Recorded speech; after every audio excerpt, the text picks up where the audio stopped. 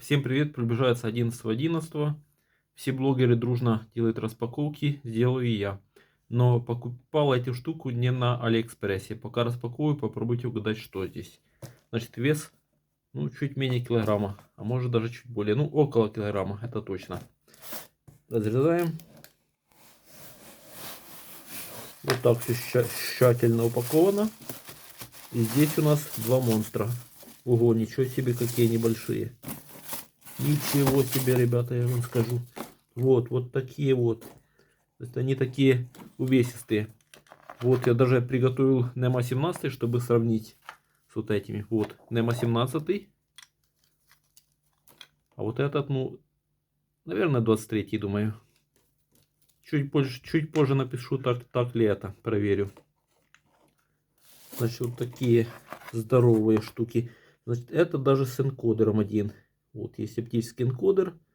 Гребенка. Сейчас посмотрю ближе, какая там элементная база.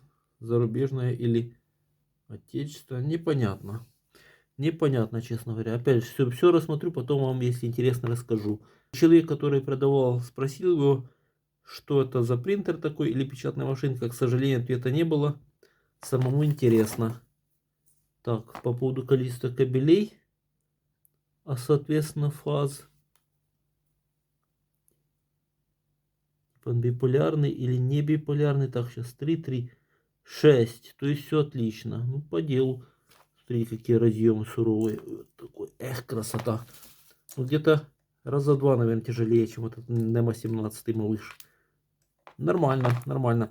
Да, покупал я все это на известной барахолке OLX. Ну, вам не советую там времени много тратить, потому что очень много времени занимает. Но если так периодически зайти, можно что-то интересное там и найти. Ну и про стоимость. Вот за два я заплатил 200 с небольшим гривен. То есть это около $5 получается. Это вместе с доставкой. За две штуки. Ну, нормально. Если рабочие, использовать можно очень даже. Ну, приятно в руке держать такую мощную штуку. Жаль, непонятно, правда, откуда. Всем спасибо и будем живы до следующих выпусков. Пока-пока.